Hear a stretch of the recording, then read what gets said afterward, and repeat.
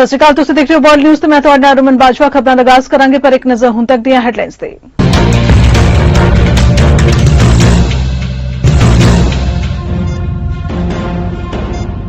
NASA ਨੇ ਪੁਲਾੜ ਦੀ ਦੁਨੀਆ ਵਿੱਚ ਰਚਿਆ ਇਤਿਹਾਸ। ਡਬਲ ਐਸਟਰਾਇਡ ਰੀਡਾਇਰੈਕਸ਼ਨ ਟੈਸਟ ਮਿਸ਼ਨ ਤਹਿਤ ਧਰਤੀ ਨੂੰ ਉਲਕਾ ਪਿੰਡ ਤੋਂ ਬਚਾਉਣ ਦਾ ਮਿਸ਼ਨ ਰਿਹਾ ਕਾਮਯਾਬ।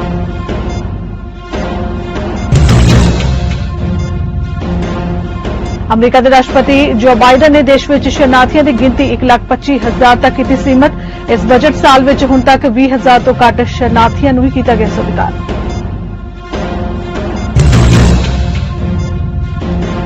ਅਮਰੀਕਾ ਵਿੱਚ ਮੰਕੀਪੌਕਸ ਦੇ 25,000 ਤੋਂ ਵਧੇਰੇ ਮਾਮਲੇ ਆਏ ਸਾਹਮਣੇ। Centre for disease control and prevention ਵੱਲੋਂ ਜਾਰੀ ਤਾਜ਼ਾ ਅੰਕੜੇ। ਕੈਲੀਫੋਰਨੀਆ ਵਿੱਚ ਸਭ ਤੋਂ ਵੱਧ 4886 ਮਾਮਲੇ ਦਰਜ। ਕੈਨੇਡਾ ਨੇ ਭਾਰਤ ਦੀ ਯਾਤਰਾ ਕਰਨ ਲਈ ਨਾਗਰਿਕਾਂ ਲਈ ਜਾਰੀ ਕੀਤੀ ਐਡਵਾਈਜ਼ਰੀ। ਆਪਣੇ ਨਾਗਰਿਕਾਂ ਨੂੰ ਗੁਜਰਾਤ, ਪੰਜਾਬ ਅਤੇ ਰਾਜਸਥਾਨ ਰਾਜਾਂ ਵਿੱਚ ਯਾਤਰਾ ਕਰਨ ਤੋਂ ਗੁਰੇਜ਼ ਕਰਨ ਦੀ ਦਿੱਤੀ ਸਲਾਹ। ਭਾਰਤ ਸਰਕਾਰ ਨੇ 23 ਸਤੰਬਰ ਨੂੰ ਜਾਰੀ ਕੀਤੀ ਸੀ ਕੈਨੇਡਾ ਲਈ ਐਡਵਾਈਜ਼ਰੀ। ਪ੍ਰਧਾਨ ਮੰਤਰੀ ਜਸਟਿਨ ਟਰੂਡੋ ਵੱਲੋਂ ਈਰਾਨ ਦੀ ਨੈਤਿਕਤਾ ਪੁਲਿਸ ਸਮੇਤ ਕਈ ਈਰਾਨੀ ਵਿਅਕਤੀਆਂ ਤੇ ਸੰਸਥਾਵਾਂ ਤੇ ਪਾਬੰਦੀਆਂ ਦਾ ਐਲਾਨ। ਮਹਿਸਾ ਅਮੀਨੀ ਦੀ ਮੌਤ ਨੂੰ ਲੈ ਕੇ ਈਰਾਨ ਵਿੱਚ ਚੱਲ ਰਹੇ ਵਿਰੋਧ ਪ੍ਰਦਰਸ਼ਨਾਂ ਕਾਰਨ ਲਗਾਈਆਂ ਪਾਬੰਦੀਆਂ।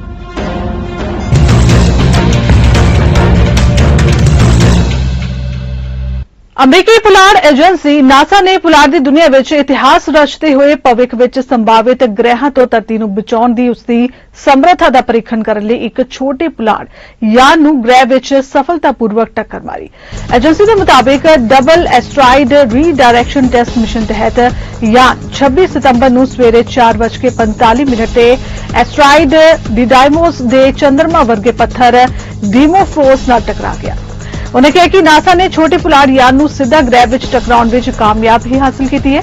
14,000 ਮੀਲ ਪ੍ਰਤੀ ਘੰਟਾ ਦੀ ਟੱਕਰ ਨੂੰ ਇਹ ਟੈਸਟ ਕਰਨ ਲਈ ਤਿਆਰ ਕੀਤਾ ਗਿਆ ਸੀ ਕਿ ਕਿਸ ਦਿਨ ਧਰਤੀ ਨੂੰ ਸੰਭਾਵਿਤ ਵਿਨਾਸ਼ਕਾਰੀ ਪ੍ਰਭਾਵ ਤੋਂ ਬਚਾਉਣ ਲਈ ਅਜਿਹੀ ਤਕਨੀਕ ਦੀ ਵਰਤੋਂ ਕੀਤੀ ਜਾ ਸਕਦੀ ਹੈ। Johns Hopkins University Applied Physics Laboratory ਦਾ ਨਾਸਾ ਨਾਲ ਇਕਰਾਰਨਾਮੇ ਤਹਿਤ ਸ਼ੁਰੂ ਕੀਤੇ ਗਏ ਇਸ ਮਿਸ਼ਨ ਨੂੰ ਸ਼ਾਨਦਾਰ ਸਫਲਤਾ ਮਿਲੀ ਹੈ। ਪੁਲਾੜ ਯਾਨ ਉਲਕਾ ਪਿੰਡ ਨਾਲ ਟਕਰਾਉਣ ਦੇ ਪਲ ਨੇ ਵਿਗਿਆਨੀਆਂ ਨੂੰ ਉਤਸ਼ਾਹ ਨਾਲ ਭਰ ਦਿੱਤਾ। ਟੱਕਰ ਦਾ ਆਖਰੀ ਮਿੰਟ ਦਾ ਲਾਈਵ ਵੀਡੀਓ ਵੀ ਵਿਖਾਈ ਦੇ ਰਿਹਾ ਸੀ। ਨਾਸਾ ਨੇ ਇਸ ਵੀਡੀਓ ਨੂੰ ਆਪਣੇ ਟਵਿੱਟਰ ਹੈਂਡਲ ਤੇ ਵੀ ਸ਼ੇਅਰ ਕੀਤਾ ਹੈ। ਇੱਕ ਵਿਗਿਆਨੀ ਨੇ ਕਿਹਾ ਕਿ ਇਤਿਹਾਸ ਵਿੱਚ ਪਹਿਲੀ ਵਾਰ ਇੱਕ ਗ੍ਰਹਿ ਰੱਖਿਆ ਪ੍ਰੀਖਣ ਜਿਸ ਨੂੰ ਡੇਟਾ ਮਿਸ਼ਨ ਦਾ ਨਾਮ ਦਿੱਤਾ ਗਿਆ ਸੀ ਸਫਲ ਰਿਹਾ। ਅਮਰੀਕਾ ਦੇ ਰਾਸ਼ਟਰਪਤੀ ਜੋ ਬਾਈਡਨ ਨੇ ਸਾਲ 2023 ਦੇ ਬਜਟ ਲਈ ਸ਼ਰਨਾਰਥੀਆਂ ਦੀ ਗਿਣਤੀ 1,25,000 ਤੱਕ ਸੀਮਿਤ ਰੱਖਣ ਦਾ ਟੀਚਾ ਰੱਖਿਆ ਹੈ, ਜਦੋਂ ਕਿ ਸ਼ਰਨਾਰਥੀਆਂ ਦੀ ਹਮਾਇਤ ਕਰਨ ਵਾਲੇ ਲਗਾਤਾਰ ਰਾਸ਼ਟਰਪਤੀ ਤੇ ਇਸ ਸੰਖਿਆ ਨੂੰ ਵਧਾਉਣ ਲਈ ਦਬਾਅ ਪਾ ਰਹੇ ਨੇ। ਸ਼ਰਨਾਰਥੀਆਂ ਦੇ ਹਮਾਇਤੀ ਯੂਐਸ ਰਿਫਿਊਜੀ ਐਡਮਿਸ਼ਨ ਪ੍ਰੋਗਰਾਮ ਨੂੰ ਬਹਾਲ ਕਰਨ ਲਈ ਬਾਈਡਨ ਪ੍ਰਸ਼ਾਸਨ ਤੇ ਹੋਰ ਕਦਮ ਚੁੱਕਣ ਦਾ ਦਬਾਅ ਪਾ ਰਹੇ ਨੇ।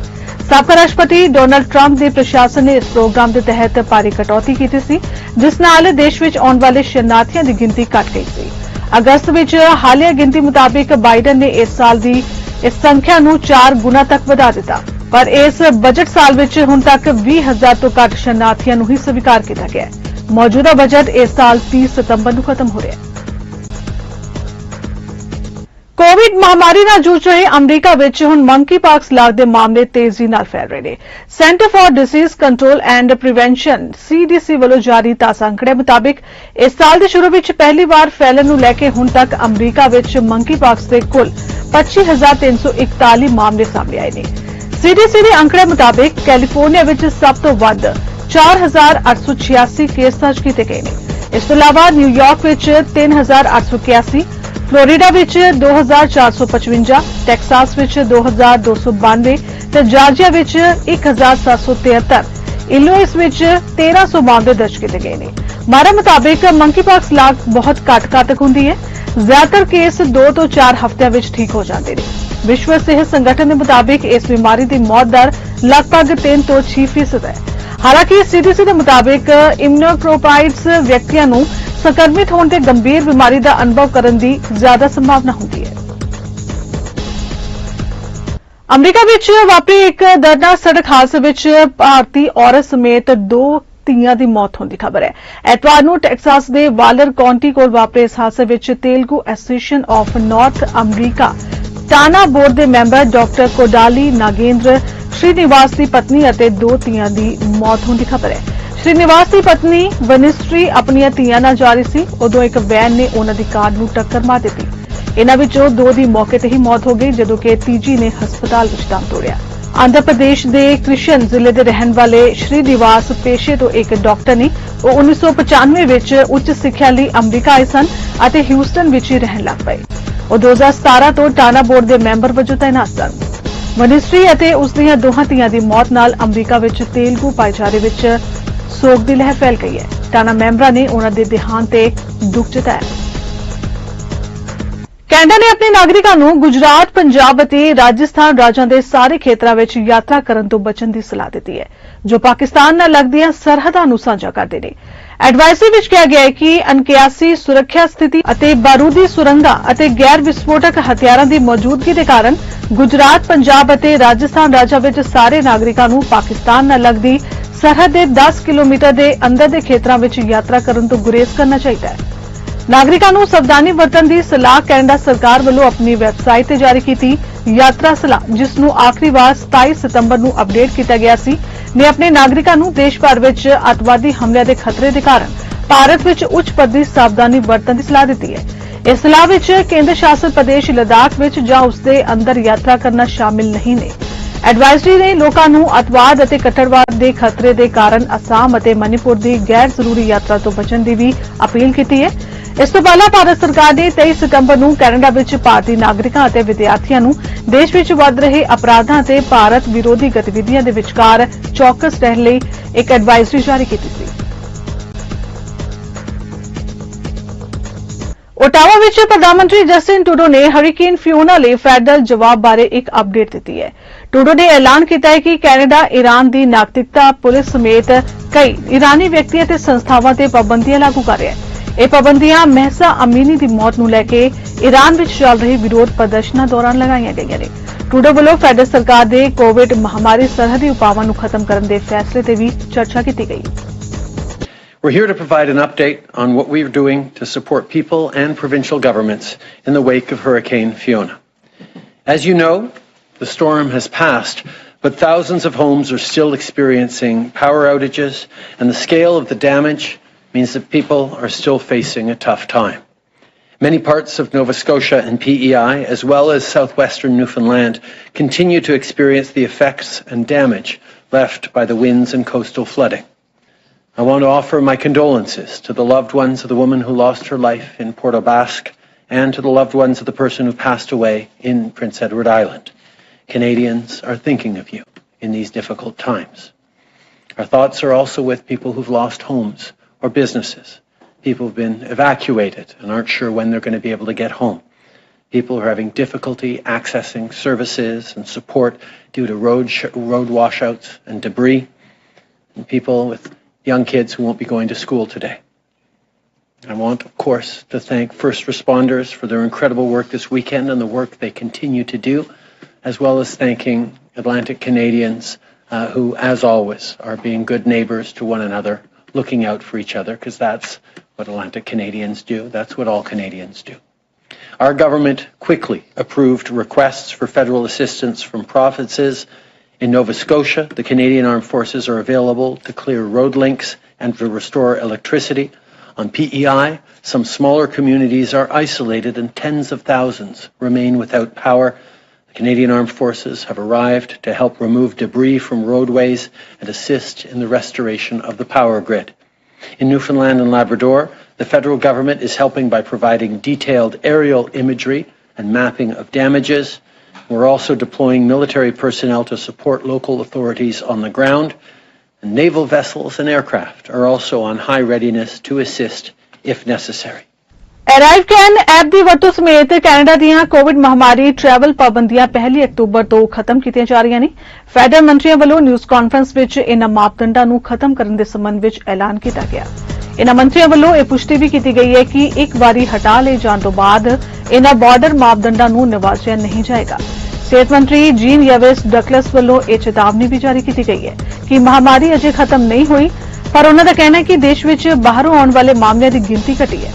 उन्हें भी आख्या कि लोड़ पैन उत्ते फेडरल सरकार कुछ पाबंदियां मुड़ लगा सकती है। As we have mentioned in the past, and as Dr. New just reminded us, we were and we are in a much better position today than we were in 2020. That is in large part due to the vaccination efforts of Canadians and to the observance of public health measures since the outbreak of the pandemic. Back in 2020, our government reacted quickly to the arrival of COVID-19, and we did not hesitate to commit direct federal funding to protect Canadians, which included $6 billion for PPE and medical equipment, $15 billion for vaccines and therapeutics, $5 billion for rapid tests and testing overall, $13 billion in other public health support, for a total of close to $75 billion in protecting the health and safety of Canadians. These investments allowed Canadians to access widely the tools needed to help slow the spread of COVID-19, including the vaccines and treatments needed to keep people from getting seriously ill. More than 85% of Canadians have received at least 2 doses of vaccines. All Canadians aged 6 months and older now have access to a safe and efficient vaccine. Further, fall booster vaccine campaigns have begun across the country, which will further increase protection. Moderna's new bivalent vaccine, which specifically targets Omicron, is now offered to all Canadians, adults everywhere in the country. Another good news is that 40% of Canadians say they want to receive a booster dose this fall, and another 40% are considering it. This is crucial. Modeling by the Public Health Agency of Canada indicates, for instance, that if Canada were to increase its rate of third doses from 60% to 90%, ਗਰੀਵਾਲ family ਵੱਲੋਂ ਆਪਣੇ farm house ਤੇ Caledon ਤੋਂ mayor ਦੀ ਚੋਣ ਲੜ ਰਹੀ Jennifer ਇਨਿੰਸ ਦੀ support ਲਈ ਇੱਕ ਪ੍ਰਭਾਵਸ਼ਾਲੀ ਸਮਾਗਮ ਰੱਖਿਆ ਗਿਆ, ਜਿਸ ਵਿੱਚ ਵੱਡੀ ਗਿਣਤੀ ਵਿੱਚ ਲੋਕਾਂ ਨੇ ਸ਼ਮੂਲੀਅਤ ਕੀਤੀ। ਜੋਤਵਿੰਦਰ ਸੋਢੀ ਅਤੇ ਹਰਪ ਗਰੇਵਾਲ ਦੇ ਉਦਮ ਸਦਕਾ ਇਹ ਸਮਾਗਮ ਬਹੁਤ ਹੀ ਪ੍ਰਭਾਵਸ਼ਾਲੀ ਹੋ ਨਿਬੜਿਆ। ਜੈਨੀਫਰ ਨੇ ਕਿਹਾ ਕਿ ਉਹ ਕੈਲਡਨ ਸ਼ਹਿਰ ਲਈ ਬਹੁਤ ਕੁਝ ਕਰਨਾ ਚਾਹੁੰਦੀ ਹੈ। ਉਸ ਦਾ ਸੁਪਨਾ ਹੈ ਕਿ ਉਹ ਕੈਲਡਨ ਨੂੰ ਇੱਕ ਨਮੂਨੇ ਦਾ ਸ਼ਹਿਰ ਬਣਾਏ। ਇਸ ਮੌਕੇ ਗਰੇਵਾਲ ਫੈਮਿਲੀ ਵੱਲੋਂ ਆਏ ਮਹਿਮਾਨਾਂ ਲਈ ਸਵਾਦਲੇ ਭੋਜਨ ਦਾ ਵੀ ਪ੍ਰਬੰਧ ਕੀਤਾ ਗਿਆ। ਪੇਸ਼ ਹੈ ਕੈਲਡਨ ਤੋਂ ਚਮਕੌਰ ਸਿੰਘ ਮਾਛੀਕੇ ਦੀ ਇੱਕ ਖਾਸ report. My name is Jennifer Innes, and I'm currently the Regional Councillor for Wards 3 and 4 for the past 8 years in the town of Caledon, and I'm running to be the next mayor of the town of Caledon. My reason is simple. It's about community. I'm running to make sure that the Caledon that we know and love is here for generations to come. And I plan to do this by making sure that we build new communities that are sustainable, connected, and that people have opportunities for education and healthcare and transportation corridors, while making sure that we protect the rural parts of Caledon, our green spaces, keeping them clean and green. It will take a mayor with a vision and experience and partnerships to make sure that we build a better and brighter Caledon. ਅੱਜ ਜੀ ਅਸੀਂ Jennifer ਇਨਿਸ ਵਾਸਤੇ ਆਏ ਹਾਂ ਤੇ ਆਪਣੇ specially ਮੈਂ ਆਪਣੇ ਸਾਊਥ ਈਸਟ ਏਸ਼ੀਅਨ ਪੰਜਾਬੀ ਭਾਈਚਾਰੇ ਨੂੰ, ਗੁਜਰਾਤੀ ਭਾਈਚਾਰੇ ਨੂੰ ਮੈਂ ਬੇਨਤੀ ਕਰ ਰਿਹਾ ਵੀ ਪਲੀਜ਼ ਤੁਸੀਂ 2-3 ਚੀਜ਼ਾਂ ਦਾ ਧਿਆਨ ਰੱਖਿਓ ਵੋਟਾਂ ਪਾਉਣ ਲੱਗੇ। ਇੱਕ ਤਾਂ ਵੋਟ ਜ਼ਰੂਰ ਪਾਉਣ ਜਾਓ, ਇੱਕ ਪਲੇਟਫਾਰਮ ਦੇਖੋ, ਪਰਫਾਰਮੈਂਸ ਦੇਖੋ। ਜਿਵੇਂ ਤੁਸੀਂ ਸਾਨੂੰ ਸਹਿਯੋਗ ਦਿੱਤਾ ਸੀ ਪ੍ਰੋਵਿੰਸ਼ੀਅਲ ਵੋਟਾਂ ਦੇ ਵਿੱਚ 5 ਦੇ 5 MPP ਬ੍ਰੈਂਪਟਨ ਤੋਂ, ਫਿਰ ਸਾਨੂੰ ਤੁਸੀਂ MPP ਕੈਲਡਨ ਤੋਂ ਵੀ ਦਿੱਤੇ, ਫਿਰ ਤੁਸੀਂ ਸਾਨੂੰ ਮਿਸਾਗਾ ਚੋਂ ਵੀ ਦਿੱਤੇ। Going back to original question, ਜਿਹੜੇ ਤੁਹਾਨੂੰ ਕੋਈ ਪ੍ਰੋਮਿਸ ਇਹੋ ਜਿਹੇ ਕਰਦੇ ਆ ਜਿਹੜੇ ਪੋਸੀਬਲ ਨਹੀਂ ਹੈਗੇ, ਕੈਨੇਡੀਅਨ ਸਿਸਟਮ ਹੈ, ਉਸ ਸਿਸਟਮ ਦੇ ਵਿੱਚ ਰਹਿ ਕੇ ਆਪਾਂ ਕੰਮ ਕਰਨੇ ਆ। ਅਸੀਂ ਚਾਹੁੰਦੇ ਆ ਸਾਡੀ ਜਿਹੜੀ ਕਮਿਊਨਿਟੀ ਆ ਉਹਨੂੰ ਵੈਲਕਮ ਹੋਵੇ ਕੈਲਡਨ ਦੇ ਵਿੱਚ, ਤੇ ਉੱਥੇ ਜਿਹੜੀਆਂ ਚਾਹੇ ਇੰਪਲੋਇਮੈਂਟ ਹੋਵੇ, ਚਾਹੇ ਸਾਡੇ ਜੌਬਸ ਹੋਣ, ਚਾਹੇ ਸੇਫ ਟਰੱਕ ਪਾਰਕਿੰਗ ਸਾਡੇ ਟਰੱਕਰਸ ਵਾਸਤੇ ਹੋਵੇ, ਚਾਹੇ ਲੀਗਲ ਵੇ 'ਚ ਸੇਫ ਜ਼ੋਨ ਹੋਵੇ। ਸਾਡੇ ਜਿਹੜੀਆਂ ਕਮਿਊਨਿਟੀਜ਼ ਜਿਹੜੇ ਆਪਾਂ ਦੇਖੋ ਅਸੀਂ ਟਰੱਕ ਚਲਾ ਰਹੇ ਹਾਂ, ਪਰ ਅਲਟੀਮੇਟਲੀ ਸਾਡੇ ਬੱਚੇ ਇਹਨਾਂ ਸਟਰੀਟਾਂ ਤੇ ਚੱਲ ਰਹੇ ਆ। ਜਿਹੜੀਆਂ ਸੇਫ ਰੋਡਸ ਉਹਨਾਂ ਤੇ ਟਰੱਕ ਚੱਲਣ, ਜਿਹੜੀਆਂ ਅਨਸੇਫ ਨੇ ਜਾਂ ਜਿਹੜੀਆਂ legally not allowed on trucking ਉਹ ਰੋਕਿਆ ਜਾਵੇ। ਇਹ ਸਾਰੀਆਂ ਚੀਜ਼ਾਂ ਨੂੰ ਸਿਸਟਮ ਨੂੰ ਜਿਹੜਾ ਆਪਾਂ ਸਿਸਟਮ ਕੈਨੇਡੀਅਨ ਸਿਸਟਮ ਆਪਾਂ ਆਏ ਸੀ ਮਾਈਗ੍ਰੇਟ ਹੋ ਕੇ ਬਿਹਤਰ ਸਿਸਟਮ ਵਾਸਤੇ, let's keep that system as a safe and sound for our future generations. ਉਹਨਾਂ ਦੀ ਭਲਾਈ ਵਾਸਤੇ ਪਲੀਜ਼ ਕਿਸੇ ਦੀਆਂ ਗੱਲਾਂ 'ਚ ਬਹਿਕਾਵੇ 'ਚ ਨਾ ਆਇਓ, ਫੈਕਟਸ ਜ਼ਰੂਰ ਕਲੀਅਰ ਕਰਿਓ। ਆਪਣੇ ਵੋਟ ਪਾਉਣ ਤੋਂ ਪਹਿਲਾਂ ਵੋਟ ਜ਼ਰੂਰ ਪਾਇਓ। Jennifer Innis, mayor for Town of Caledon, we are fully supporting her. She is our candidate. Thank you. Professor Mohan Singh foundation Toronto ਵੱਲੋਂ ਸ਼ੇਰਗਿੱਲ ਲਾਅ ਫਾਰਮ ਬਰੈਂਟਨ ਦੇ ਮੀਟਿੰਗ ਹਾਲ ਵਿੱਚ ਇੱਕ ਸੈਮੀਨਾਰ ਕੀਤਾ ਗਿਆ, ਜਿਸ ਨੂੰ ਭਰਵਾਂ ਹੁੰਗਾਰਾ ਮਿਲਿਆ। ਇਸ ਸੈਮੀਨਾਰ ਵਿੱਚ ਵੱਧ ਰਹੀ ਮਹਿੰਗਾਈ ਅਤੇ ਐਨਆਰਆਈਜ਼ ਨੂੰ ਭਾਰਤ ਵਿਚਲੀਆਂ ਜਾਇਦਾਦਾਂ ਦੀ ਰਾਖੀ ਦੀ ਸਮੀਖਿਆ ਦੇ ਵਿਸ਼ਿਆਂ ਤੇ ਚਰਚਾ ਕਰਨ ਨੂੰ ਮੁੱਖ ਤਰਜੀਹ ਦਿੱਤੀ ਗਈ, ਜਿਸ ਵਿੱਚ ਮੁੱਖ ਬੁਲਾਰੇ ਉੱਘੇ ਅਰਥਸ਼ਾਸਤਰੀ ਪ੍ਰੋਫੈਸਰ ਸੁੱਚਾ ਸਿੰਘ ਗਿੱਲ ਅਤੇ ਰਿਟਾਇਰਡ ਐਡੀਸ਼ਨਲ ਸੈਕਟਰੀ ਪੰਜਾਬ ਸਰਕਾਰ ਅਤੇ ਪੰਜਾਬ ਰੈਵਨਿਊ ਕਮਿਸ਼ਨ ਦੇ ਮੈਂਬਰ ਸਰਦਾਰ ਜਸਵੰਤ ਸਿੰਘ ਸਨ। ਪ੍ਰੋਫੈਸਰ ਮੋਹਨ ਸਿੰਘ ਫਾਊਂਡੇਸ਼ਨ ਦੇ ਪ੍ਰਧਾਨ ਹਰਜੀਤ ਸਿੰਘ ਗਿੱਲ ਵੱਲੋਂ ਇਸ ਸੈਮੀਨਾਰ ਵਿੱਚ ਹਾਜ਼ਰੀ ਭਰਨ ਲਈ ਕਮਿਊਨਿਟੀ ਦੇ ਲੋਕਾਂ ਦਾ ਧੰਨਵਾਦ ਵੀ ਕੀਤਾ ਗਿਆ। ਅੱਜ ਅਸੀਂ ਸੈਮੀਨਾਰ ਰੱਖਿਆ ਸੀਗਾ ਜੀ ਪ੍ਰੋਫੈਸਰ ਮੋਹਨ ਸਿੰਘ ਫਾਊਂਡੇਸ਼ਨ ਦੇ ਵੱਲੋਂ। ਦੋ ਟੌਪਿਕ ਦੇ ਉੱਤੇ ਅਸੀਂ ਗੱਲ ਕਰ ਰਹੇ ਸੀ। ਪੰਜਾਬ ਦੇ ਰੈਵਨਿਊ ਕਮਿਸ਼ਨਰ ਰਹੇ ਸਰਦਾਰ ਜਸਵੰਤ ਸਿੰਘ ਸਾਡੇ ਵਿੱਚ ਦਰਮਿਆਨ ਹਾਜ਼ਰ ਸੀ, ਔਰ ਰੈਵਨਿਊ ਨੂੰ ਲੈ ਕੇ ਬਹੁਤ ਸਾਰੀਆਂ ਐਸੇ ਸਵਾਲ ਤੇ ਸਮੱਸਿਆਵਾਂ ਨੇ ਜਿਹੜੇ ਐਨਆਰਆਈ ਹਰ ਰੋਜ਼ ਫੇਸ ਕਰਦੇ ਆ। ਉਹਦੇ ਬਾਰੇ ਅਸੀਂ ਗੱਲਬਾਤ ਉਹਨਾਂ ਨਾਲ ਕਰ ਰਹੇ ਸੀ ਕਿ ਜਿਹੜੀਆਂ ਐਨਆਰਆਈ ਦੀਆਂ ਪ੍ਰਾਪਰਟੀਆਂ ਨੇ ਪਿੱਛੇ ਬੈਕ ਹੋਮ, ਉਹ ਕਿਸ ਤਰੀਕੇ ਨਾਲ ਸੁਰੱਖਿਅਤ ਰਹਿ ਸਕਦੀਆਂ ਨੇ। ਬਹੁਤ ਸਾਰਾ ਵਧੀਆ ਉਹਨਾਂ ਦਾ ਰਿਹਾ ਜੀ ਸੈਮੀਨਾਰ ਦਾ, ਔਰ ਸਵਾਲ ਜਵਾਬ ਜਿਹੜੇ ਐਨਆਰਆਈ ਭਰਾਵਾਂ ਨੇ ਕੀਤੇ ਬੜੇ ਸਟੀਕ ਔਰ ਸਿੱਧਤ ਸੀਗੇ ਜਿਹੜੇ ਕੁਐਸਚਨ, ਜਿਹੜੀਆਂ ਸਾਡੀਆਂ ਸਮੱਸਿਆਵਾਂ ਨਾਲ। ਤਾਂ ਬਹੁਤ ਸਾਰੀ ਗੱਲਾਂ ਬਾਤਾਂ ਤੋਂ ਬਾਅਦ ਇਹ ਸਾਨੂੰ ਲੱਗਿਆ ਕਿ ਲਾਅ ਉੱਥੇ ਬਿਲਕੁਲ ਠੀਕ ਹੈ, ਪਰ ਵਿਲ ਪਾਵਰ ਨਹੀਂ ਹੈ, ਨਾ ਪੋਲੀਟੀਸ਼ੀਅਨ 'ਚ ਤੇ ਨਾ ਉੱਥੋਂ ਦੀ ਬਿਊਰੋਕ੍ਰੇਸੀ, ਜਿਹਦੇ ਕਰਕੇ ਸਾਰੀਆਂ ਮੁਸ਼ਕਲਾਂ ਜਿਹੜੀਆਂ ਆ ਰਹੀਆਂ ਨੇ। ਤੇ ਦੂਸਰਾ ਸੈਮੀਨਾਰ ਜਿਹੜਾ ਸੀਗਾ ਉਹ ਵਰਲਡ ਇਕਨੋਮੀ ਦੇ ਉੱਤੇ ਸੀ। ਪ੍ਰੋਫੈਸਰ ਗਿੱਲ ਜਿਹੜੇ ਵਰਲਡ ਦੇ ਮੰਨੇ ਪ੍ਰਮੰਨੇ ਅਰਥ ਸ਼ਾਸਤਰੀ ਹੈ, ਉਹ ਉੱਤੇ ਗੱਲ ਕਰ ਰਹੇ ਸੀਗੇ, ਔਰ ਕਿਹੜੇ ਕਾਰਨਾਂ ਕਰਕੇ ਜਿਹੜੀ ਦੁਨੀਆ ਦੀ ਇਕਨੋਮੀ ਇਸ ਵੇਲੇ ਜਿਹੜੀ ਆ ਉਹ ਥੱਲੇ ਜਾ ਰਹੀ ਆ, ਔਰ ਜਿਹੜਾ ਇਨਫਲੇਸ਼ਨ ਹੈ, ਮਹਿੰਗਾਈ ਆ, ਕਿਉਂ ਵੱਧ ਰਹੀ ਹੈ, ਜਿਹੜੀ ਹਰ ਰੋਜ਼ ਅਸੀਂ ਚੀਜ਼ਾਂ ਨੂੰ ਫੇਸ ਕਰਦੇ ਹਾਂ। ਉਹ ਜਿਹੜੀ ਗੱਲ ਸੀ ਉਹ ਅਸੀਂ ਕਰਨ ਜਾ ਰਹੇ ਸੀ। ਬੜਾ ਕਾਮਯਾਬ ਰਿਹਾ ਜੀ, ਔਰ ਬੜੇ ਵਧੀਆ ਤਰੀਕੇ ਨਾਲ ਦੋਨੇ ਹੀ ਜਿਹੜੇ ਐਕਸਪਰਟ ਨੇ ਉਹਨਾਂ ਨੇ ਆਪਣੀ ਗੱਲ ਕੀਤੀ, ਔਰ ਜਿੰਨੇ ਕੁ ਸੁਹਿਰਦ ਲੋਕ ਪਹੁੰਚੇ ਸੀ ਉਹਨਾਂ ਦੇ ਬਹੁਤ ਅੱਛੇ ਕੁਐਸਚਨ ਜਿਹੜੇ ਉਹ ਹੋਏ ਜੀ। ਬਸ ਠੀਕ ਹੈ ਜੀ। ਪ੍ਰੋਫੈਸਰ ਮੋਹਨ ਸਿੰਘ ਫਾਊਂਡੇਸ਼ਨ ਵੱਲੋਂ ਅਸੀਂ ਹਮੇਸ਼ਾ ਉਪਰਾਲਾ ਕਰਦੇ ਹਾਂ ਕਿ ਇੱਦਾਂ ਦੇ ਸੰਜੀਦਾ ਪ੍ਰੋਗਰਾਮ ਜਿਹੜੇ ਉਹ ਕੀਤੇ ਜਾਣ, ਤਾਂ ਕਿ ਜਿਹੜੇ ਸਾਡੀਆਂ ਸਮੱਸਿਆਵਾਂ ਨੇ ਉਹ ਪਿੱਛੇ ਵੀ ਪਹੁੰਚਣ। ਜਿਹੜੇ ਲੋਕ ਉੱਥੋਂ ਆਉਂਦੇ ਨੇ ਉਹਨਾਂ ਨੂੰ ਪਤਾ ਲੱਗੇ ਕਿ ਐਨਆਰਆਈ ਅਸਲ 'ਚ ਫੇਸ ਕੀ ਕਰ ਰਹੇ ਆ। ਬਹੁਤ ਸਾਰੇ ਐਸੇ ਸਵਾਲ ਆਏ ਜਿਹੜੇ ਅੱਜ ਜਸਵੰਤ ਸਿੰਘ ਹੋਰਾਂ ਨੂੰ ਵੀ ਪੁੱਛੇ ਗਏ ਕਿ ਸਾਨੂੰ ਸੋਲਿਊਸ਼ਨ ਦੱਸੋ, ਸਾਨੂੰ ਪ੍ਰੋਬਲਮ ਨਾ ਦੱਸੋ। ਪ੍ਰੋਬਲਮ ਸਾਨੂੰ ਸਾਰਿਆਂ ਨੂੰ ਪਤਾ, ਅਸੀਂ ਫੇਸ ਕਰਦੇ ਹਾਂ, ਸਾਨੂੰ ਸੋਲਿਊਸ਼ਨ ਦੱਸੋ, ਸੋਲਿਊਸ਼ਨ ਕੀ ਆ। ਸੋ ਸਾਰੀ ਗੱਲਬਾਤ ਸੁਣ ਕੇ ਉਹਨਾਂ ਨੂੰ ਵੀ ਅੱਛਾ ਲੱਗਿਆ, ਔਰ ਸਾਨੂੰ ਵੀ ਅੱਛਾ ਲੱਗਿਆ ਕਿ ਲਾਅ ਉੱਥੇ ਹੈ, ਪਰ ਲਾਅ ਨੂੰ ਜਿਹੜੀ ਵਿਲ ਪਾਵਰ ਹੈ ਉਹ ਕਿਤੇ ਨਹੀਂ ਹੈ। ਉਹਦੇ ਲਈ ਜਿਹੜੇ ਆ ਰਲ ਮਿਲ ਕੇ ਯਤਨ ਕਰੀਏ ਤੇ ਅਸੀਂ ਅੱਛਾ ਕਰ ਸਕਦੇ ਹਾਂ ਜੀ। ਬਿਲਕੁਲ ਉਹ ਇਹ ਹੈ ਕਿ ਜਿਹੜੇ ਸਾਡੇ ਐਨਆਰਆਈ ਭਰਾ ਨੇ, ਆਪਾਂ ਗੱਲਾਂ ਤਾਂ ਕਰਦੇ ਹਾਂ ਹਮੇਸ਼ਾ, ਪਰ ਸਾਡਾ ਕਲਚਰ ਉਹੀ ਹੈ ਜੋ ਪਿੱਛੇ ਬੈਕ ਹੋਮ ਹੈ। ਕੋਈ ਇੱਥੇ ਮਿਨਿਸਟਰ ਆਉਂਦਾ ਹੈ ਜਾਂ ਕੋਈ ਅਫਸਰ ਸਾਹਿਬ ਆਉਂਦੇ ਆ ਤੇ ਅਸੀਂ ਫੋਟੋ ਖਿਚਾਉਣ ਤੱਕ ਸੀਮਿਤ ਰਹਿ ਜਾਂਦੇ ਹਾਂ। ਅਕਸਰ ਅਸੀਂ ਉਹਨਾਂ ਦੀ ਤਾਰੀਫ ਕਰੀ ਜਾਂਦੇ ਹਾਂ ਉਹਨਾਂ ਦੇ ਮੂੰਹ ਤੇ, ਜੀ ਬਹੁਤ ਅੱਛਾ ਹੋ ਗਿਆ। ਮੈਨੂੰ ਯਾਦ ਹੈ ਪਿਛਲੇ ਦਿਨੀ ਸਪੀਕਰ ਸਾਹਿਬ ਆਏ ਸੀ ਤੇ ਮੈਨੂੰ ਮੌਕਾ ਮਿਲਿਆ ਉਹਨਾਂ ਦੇ ਕੋਲ ਜਾਣ ਦਾ, ਔਰ ਸਾਰੇ ਹੀ ਲੋਕ ਕਹਿ ਰਹੇ ਸੀ ਕਿ ਤੁਹਾਡੇ ਵਰਗਾ ਸਪੀਕਰ ਕਦੀ ਆਇਆ ਹੀ ਨਹੀਂ ਜੀ ਪੰਜਾਬ ਨੂੰ, ਬਹੁਤ ਚੰਗਾ ਬਹੁਤ ਚੰਗਾ, ਤੇ ਫੋਟੋ ਖਿਚਾ ਕੇ ਚੱਲਦੇ ਬਣਦੇ ਆ, ਪਰ ਜਿਹੜੀਆਂ ਸਮੱਸਿਆਵਾਂ ਨੇ ਉਹ ਉਹਨਾਂ ਨਾਲ ਕੋਈ ਸਾਂਝੀਆਂ ਨਹੀਂ ਕਰਦਾ। ਇਹ ਸਾਡੀ ਬੜੀ ਵੱਡੀ ਦਿੱਕਤ ਆ। ਤੇ ਇਹ ਚੀਜ਼ਾਂ ਅਸੀਂ ਅਗਰ ਸਮੱਸਿਆਵਾਂ ਆਪਣੀਆਂ ਜਿਹੜੀਆਂ ਉਹਦੇ ਲਈ ਜਿਹੜੇ ਅਥਾਰਟੀਜ਼ ਨੇ ਉਹਨਾਂ ਨਾਲ ਗੱਲ ਨਹੀਂ ਕਰਾਂਗੇ ਤੇ ਫਿਰ ਸਮੱਸਿਆਵਾਂ ਦਾ ਹੱਲ ਹੋਣਾ ਤੇ ਬਹੁਤ ਦੂਰ ਦੀ ਗੱਲ ਹੈ। ਘੱਟੋ ਘੱਟ ਸਾਨੂੰ ਇੰਨੀ ਕਿਤੇ ਮਤਲਬ ਬਾਹਰ ਆ ਕੇ ਸਮਝ ਆਉਣੀ ਚਾਹੀਦੀ ਆ ਕਿ ਜਿਹੜੇ ਸਿਸਟਮ 'ਚ ਅਸੀਂ ਰਹਿ ਰਹੇ ਇੱਥੇ ਸਾਨੂੰ ਕਦੀ ਕਿਸੇ ਐਸੇ ਵਿਅਕਤੀ ਦੀ ਲੋੜ ਨਹੀਂ ਪੈਂਦੀ, ਕਿਸੇ ਥਾਣੇਦਾਰ ਦੀ, ਕਿਸੇ ਮੰਤਰੀ ਦੀ, ਕਿਸੇ ਐਮਐਲਏ ਦੀ। ਫਿਰ ਕੀ ਕਾਰਨ ਹੈ ਕਿ ਸਾਡਾ ਮੁਲਕ ਇੰਨਾ ਪਿੱਛੇ ਰਹਿ ਗਿਆ? ਉਹਦੇ ਲਈ ਸਾਨੂੰ ਆਪਣਾ ਯੋਗਦਾਨ ਜਿਹੜਾ ਜ਼ਰੂਰ ਪਾਉਣਾ ਚਾਹੀਦਾ। ਜਿੰਨੀ ਕੁ ਸਾਨੂੰ ਸਮਝ ਆ ਉਹਦੇ ਮੁਤਾਬਕ ਸਾਨੂੰ ਆਪਣੇ ਬੈਕ ਹੋਮ ਨੂੰ ਬਿਹਤਰ ਮੁਲਕ ਬਣਾਉਣ ਲਈ ਕੰਮ ਕਰਨਾ ਚਾਹੀਦਾ। ਹਾਂਜੀ, ਸਤਿ ਸ਼੍ਰੀ ਅਕਾਲ ਜੀ ਸਭ ਨੂੰ। ਮੇਰਾ ਨਾਮ ਹਰਨੇਕ ਸਿੰਘ ਰੰਧਾਵਾ ਜੀ। ਅਸੀਂ ਅੱਜ ਮਨਮੋਹਨ ਸਿੰਘ ਫਾਊਂਡੇਸ਼ਨ ਵੱਲੋਂ ਇੱਥੇ ਇੱਕ ਸੈਮੀਨਾਰ ਕਰਾਇਆ ਜੀ, ਜਿਸ ਨੂੰ ਬਹੁਤ ਭਰਵਾਂ ਹੁੰਗਾਰਾ ਮਿਲਿਆ, ਜਿੱਥੇ ਪੰਜਾਬ ਤੋਂ ਕੁਝ ਰਿਟਾਇਰਡ ਅਫਸਰ ਵੀ ਇਹਦੇ 'ਚ ਸ਼ਾਮਲ ਹੋਏ ਤੇ ਅਸੀਂ ਪੰਜਾਬ ਦੇ ਭਖ ਦੇ ਮਸਲਿਆਂ ਬਾਰੇ, ਕੁਝ ਪੁਰਾਣੇ ਮਸਲਿਆਂ ਬਾਰੇ ਕਾਫੀ ਡਿਸਕਸ਼ਨ ਕੀਤੀ, ਜਿਹਦਾ ਸਾਨੂੰ ਬਹੁਤ ਵਧੀਆ ਹੁੰਗਾਰਾ ਮਿਲਿਆ ਤੇ ਬਹੁਤ ਹੀ ਵਧੀਆ ਵੈਲਿਊਏਬਲ ਜਿਹੜੀਆਂ ਗੱਲਾਂ ਨੇ ਨਾ ਉਹ ਸਾਨੂੰ ਇੱਥੋਂ ਸੁਣਨ ਨੂੰ ਮਿਲੀਆਂ ਜੀ। ਸੋ ਮੈਂ ਗਿੱਲ ਸਾਹਿਬ ਨੂੰ, ਪ੍ਰਧਾਨ ਸਾਹਿਬ ਨੂੰ ਬੇਨਤੀ ਕਰਦਾ ਕਿ ਇਹੋ ਜਿਹੇ ਸੈਮੀਨਾਰ ਹਮੇਸ਼ਾ ਕਰਾਉਂਦੇ ਰਿਹਾ ਕਰੋ, ਕਿਉਂਕਿ ਮੋਹਨ ਸਿੰਘ ਫਾਊਂਡੇਸ਼ਨ ਬਹੁਤ ਦੇਰ ਤੋਂ ਅਸੀਂ ਚਲਾ ਰਹੇ ਹਾਂ ਤੇ ਮੈਂ ਚਾਹੁੰਦਾ ਵੀ ਗਾਂਹ ਤੋਂ ਵੀ ਇਹੋ ਜਿਹੇ ਸੈਮੀਨਾਰ ਕਰਾਈਏ ਤਾਂ ਕਿ ਆਮ ਕਮਿਊਨਿਟੀ ਨੂੰ ਫਾਇਦਾ ਹੋਵੇ। ਅੱਜ ਜਿਵੇਂ ਅਸੀਂ ਐਨਆਰਆਈ ਦੇ ਮਸਲਿਆਂ 'ਤੇ ਗੱਲ ਕੀਤੀ, ਰੈਵਨਿਊ ਦੇ ਬਾਰੇ ਗੱਲ ਕੀਤੀ ਕਿ ਕਿਸ ਤਰ੍ਹਾਂ ਐਨਆਰਆਈ ਜਿਹੜੇ ਨੇ ਆਪਣੇ ਆਪ ਨੂੰ ਸੇਫ ਕਰ ਸਕਦੇ ਨੇ।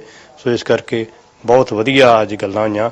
ਸੋ ਮੈਂ ਬੇਨਤੀ ਕਰਦਾ ਕਮਿਊਨਿਟੀ ਨੂੰ ਕਿ ਵੱਧ ਤੋਂ ਵੱਧ ਲੋਕ ਇੱਥੇ ਆਇਆ ਕਰਨ ਤੇ ਇਹਦਾ ਫਾਇਦਾ ਉਠਾਇਆ ਕਰਨ ਜੀ। ਧੰਨਵਾਦ ਜੀ। ਮੈਂ ਜਸਵੰਤ ਸਿੰਘ, ਮੈਂ ਪੰਜਾਬ ਸਰਕਾਰ ਤੋਂ ਐਡੀਸ਼ਨਲ ਸੈਕਟਰੀ ਰਿਟਾਇਰਡ ਹਾਂ। ਮੇਰਾ ਬਹੁਤਾ ਸਰਵਿਸ ਦਾ ਕੰਮ ਜਿਹੜਾ ਉਹ ਰੈਵਨਿਊ ਤੇ ਪ੍ਰਾਪਰਟੀ ਰਿਲੇਟਡ ਮਾਮਲਿਆਂ ਨੂੰ ਮੈਂ ਨਜਿੱਠਿਆ ਹੈ। ਉਹਦੇ ਵਿੱਚ ਇਹ ਰੈਵਨਿਊ ਸਿਸਟਮ ਬੜਾ ਪੁਰਾਣਾ ਸਿਸਟਮ ਹੈ। ਸਾਨੂੰ ਉਹਦੇ 'ਚ ਨਵੇਂ ਤਰੀਕੇ ਇੰਟਰੋਡਿਊਸ ਕਰਨੇ ਚਾਹੀਦੇ ਹੈ, ਕਾਨੂੰਨ ਨੂੰ ਮੋਡੀਫਾਈ ਕਰਨ ਦੀ ਲੋੜ ਹੈ, ਕਿਉਂਕਿ ਸੁਸਾਇਟੀ ਜਿਹੜੀ ਹੈ ਉਹ ਸਟੇਟਿਕ ਨਹੀਂ ਰਹਿੰਦੀ ਹੁੰਦੀ। ਸੁਸਾਇਟੀ ਜਿਹੜੀ ਹੈ ਇਵੋਲਵ ਹੁੰਦੀ ਰਹਿੰਦੀ, ਉਹ ਚੇਂਜਸ ਆਉਂਦੇ ਰਹਿੰਦੇ ਆ। ਸਮਹਾਓ ਕਾਨੂੰਨ ਪਿੱਛੇ ਰਹਿ ਗਿਆ ਹੈ, ਸੁਸਾਇਟੀ ਬਹੁਤ ਅੱਗੇ ਨਿਕਲ ਗਈ ਹੈ। ਸਾਡੇ ਕੋਲੇ ਜਿਹੜੇ ਹੈਗੇ ਉਹ ਥਿੰਕ ਟੈਂਕ ਉਹ ਸਾਡੇ ਕੋਲੇ ਅਵੇਲੇਬਲ ਨਹੀਂ ਹੈ ਜਾਂ ਅਸੀਂ ਕ੍ਰੀਏਟ ਨਹੀਂ ਕੀਤਾ। ਦੇਖੋ ਪੁਰਾਣੇ ਟਾਈਮਾਂ 'ਚ ਇਹ ਹੁੰਦਾ ਸੀਗਾ ਕਿ ਸੁਸਾਇਟੀ ਦਾ ਇੱਕ ਹਿੱਸਾ ਹੁੰਦਾ ਸੀ ਜਿਹੜਾ ਇਹ ਸੋਚਦਾ ਰਹਿੰਦਾ ਸੀ, ਚਾਹੇ ਉਹ ਰਿਲੀਜੀਅਸ ਲੀਡਰ ਹੋਵੇ ਚਾਹੇ ਉਹ ਪੋਲੀਟੀਕਲ ਲੀਡਰ ਹੋਵੇ, ਜਿਹੜਾ ਸੋਚਦਾ ਰਹਿੰਦਾ ਸੀ ਕਿ ਸੁਸਾਇਟੀ 'ਚ ਇਹ ਹੋਣਾ ਚਾਹੀਦਾ, ਇਹ ਨਵੀਂ ਗੱਲ ਆਉਣੀ ਚਾਹੀਦੀ ਹੈ। ਸਾਡੇ ਕੋਲੇ ਉਹ ਸੈਕਸ਼ਨ ਮਿਸਿੰਗ ਹੈ। ਇੰਡੀਆ 'ਚ ਕ੍ਰਾਈਸਿਸ ਲੀਡਰਸ਼ਿਪ ਦਾ ਕ੍ਰਾਈਸਿਸ ਹੈ, ਟੈਲੈਂਟ ਦਾ ਕ੍ਰਾਈਸਿਸ ਨਹੀਂ ਹੈ। ਸੋ ਜਿਸ ਦਿਨ ਅਸੀਂ ਇਹ ਰਿਅਲਾਈਜ਼ ਕਰ ਲਾਂਗੇ ਕਿ ਲੀਡਰਸ਼ਿਪ ਜਿਹੜੀ ਹੈ ਉਹ ਇਵੋਲਵ ਹੋਵੇ ਜਾਂ ਉਹਨੂੰ ਅਸੀਂ ਐਨਕਰੇਜ ਕਰੀਏ ਜਾਂ ਉਹਨੂੰ ਡਿਵੈਲਪ ਕਰੀਏ, ਉਸ ਦਿਨ ਜਿਹੜੇ ਹੈ ਮਾਮਲੇ ਪੋਜ਼ੀਟਿਵ ਸਾਈਡ ਨੂੰ ਚੱਲ ਪੈਣਗੇ। ਔਰ ਇਹਦਾ ਪਹਿਲਾ ਸਟੈਪ ਹੈ ਐਜੂਕੇਸ਼ਨ, ਦੂਜਾ ਸਟੈਪ ਹੈ ਇੱਕ ਐਨਵਾਇਰਨਮੈਂਟ। ਸੋ ਇਸ ਤਰ੍ਹਾਂ ਸਾਨੂੰ ਚੱਲਣਾ ਚਾਹੀਦਾ ਹੈ ਜੇ ਅਸੀਂ ਇੰਡੀਆ ਨੂੰ ਮਾਡਰਨ ਤਰੀਕੇ ਨਾਲ ਇੱਕ ਪਾਵਰ ਬਣਾਉਣੀ ਚਾਹੁੰਦੇ ਹਾਂ ਤਾਂ ਉਹ ਸੈਕਸ਼ਨ ਕਿਤੋਂ ਸਾਨੂੰ ਲੱਭਣਾ ਪਏਗਾ।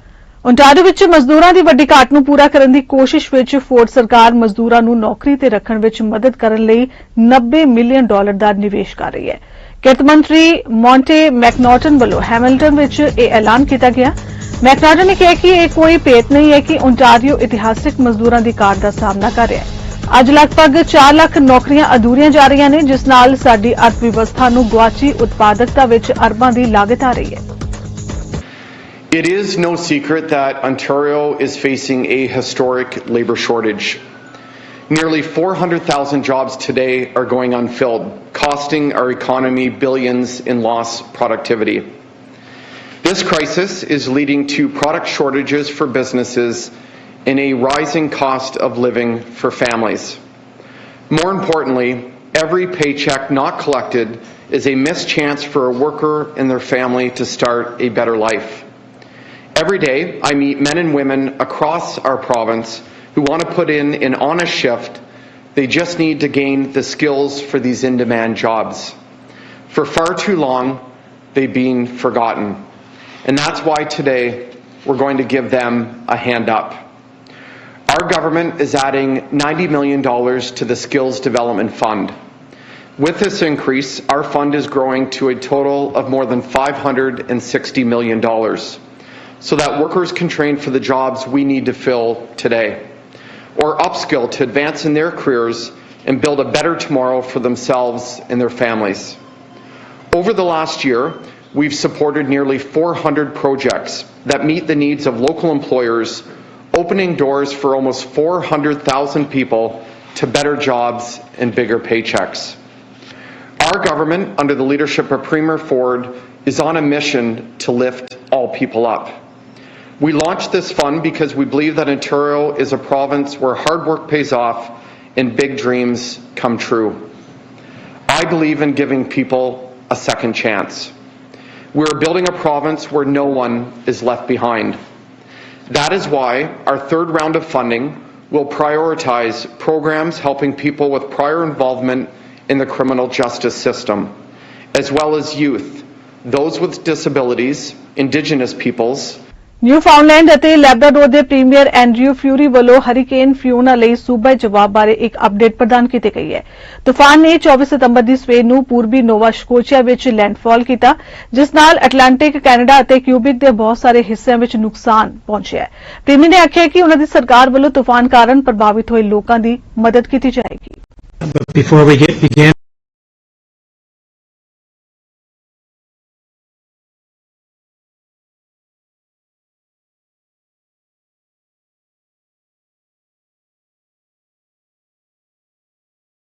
and provide some updates and some materials. Let me first start by expressing our condolences to the family of the woman whose life was lost in this horrific natural disaster. I've been in contact with the extended family, but on behalf of the entire province, please know that we grieve with you during this very troublesome time. When I was in Europe and immediately left to come back to see the disaster zone, and I had a chance to tour burnt islands and some of Port aux Basques today, and the devastation is unbelievable. The pictures don't do it justice. In my former life, I've had an opportunity to do some medical relief work in disaster areas, and I can tell you some of the places that I've seen today is truly equivalent to some of the areas that I've worked in the past. It is harrowing to hear and upsetting and emotionally upsetting for me and all of us, frankly, to hear some of the stories about homes that were lost, memories that were lost, people who've been displaced, rugged men bringing a tear to their eye, describing what the loss means to them. People haven't been living in these homes for 40 years in some cases. So it's been quite an emotional series of days for all of us. I want to again thank our federal colleagues who have been there from the beginning. The Prime Minister and I had a good discussion about potential relief efforts, and true to his word, they have been there. His ministers have been there to support us, and I'm happy to say that the military have been engaged, and Minister Anand has been great, been having regular discussions with her, Minister O'Regan and Minister Hutchings, about how to best coordinate that. And we do know that they've been in regular contact with the mayor. We just had an opportunity to have a discussion with 24 October ਨੂੰ ਹੋਣ ਜਾ ਰਹੀਆਂ Brampton ਚੋਣਾਂ ਨੂੰ ਲੈ ਕੇ ਸਿਆਸੀ ਪਾਰਾ ਗਰਮਾਇਆ ਹੋਇਆ ਹੈ। ਚੋਣਾਂ ਲੜ ਰਹੇ ਪਾਰਟੀ ਉਮੀਦਵਾਰਾਂ ਨੂੰ ਚੋਣ ਕੈਂਪੇਨ ਮੁਹਿੰਮ ਵਿੱਚ ਸਮਰਥਕਾਂ ਵੱਲੋਂ ਭਰਵਾਂ ਹੁੰਗਾਰਾ ਮਿਲ ਰਿਹਾ ਹੈ। ਉਮੀਦਵਾਰ ਗੁਰਪ੍ਰੀਤ ਸਿੰਘ ਢਿੱਲੋਂ ਨੇ ਵਾਰਡ ਨੰਬਰ 9 ਅਤੇ 10 ਵਿੱਚ ਪਿਛਲੇ 4 ਸਾਲਾਂ ਵਿੱਚ ਕੀਤੇ ਰਿਕਾਰਡ ਤੋੜ ਵਿਕਾਸ ਕਾਰਜਾਂ ਬਾਰੇ ਰਿਪੋਰਟ ਸਾਂਝੀ ਕੀਤੀ ਹੈ, ਜਿਸ ਰਾਹੀਂ ਲੋਕਲ ਪਾਰਕਾਂ ਅਤੇ ਕਮਿਊਨਿਟੀ ਸੈਂਟਰਾਂ ਵਿੱਚ ਵੱਡੇ ਬਦਲਾਅ ਦੇਖਣ ਨੂੰ ਮਿਲ ਰਹੇ ਨੇ। ਗੁਰਪ੍ਰੀਤ ਸਿੰਘ ਢਿੱਲੋਂ ਵੱਲੋਂ ਲੋਕਾਂ ਤੋਂ ਵੋਟ ਦੀ ਅਪੀਲ ਕੀਤੀ ਗਈ। The past 4 years, I've worked hard to bring record contributions to the Ward's 9 and 10 parks budget, which allowed me to bring many great changes and upgrades to our local parks and community centers. At Save Max Sports Center, I advocated for a new dome that will allow sports to be played year-round, and I also got 3 full-size indoor basketball courts built. The Sandalwood and Torbram Adventure Park project will finally begin construction this fall, and we'll see new amenities such as rooms for community groups, sports facilities, community garden, and much more. At Gore Meadows Community Center, I work with staff to expedite Phase 3 of the 143-acre park project, which will include cricket, soccer, tennis, basketball, and many other activities. Lastly, I'm also happy to share that I got a kabaddi field and a dog park approved to be built in the East End. In addition to these projects, I've worked hard to bring countless shade shelters, playgrounds, soccer fields, basketball courts, and even splash pads to your local neighborhood parks. On October 24th, vote for proven leadership. Vote for Gurpreet Singh Dhillon. ਸੋ ਵੱਡੀ news ਖਬਰਾਂ ਦੇ ਇਸ bulletin 'ਚ ਇੰਨਾ ਹੀ। ਦੇਸ਼ ਦੁਨੀਆ ਦੀ ਬਾਕੀ ਖਬਰਾਂ ਦੀ ਜਾਣਕਾਰੀ ਲਈ ਤੁਸੀਂ ਬਣੇ ਰਹੋ ਸਾਡੇ ਨਾਲ। ਚੰਡੀਗੜ੍ਹ ਟਾਈਮ ਟੀਵੀ ਤੇ। ਧੰਨਵਾਦ।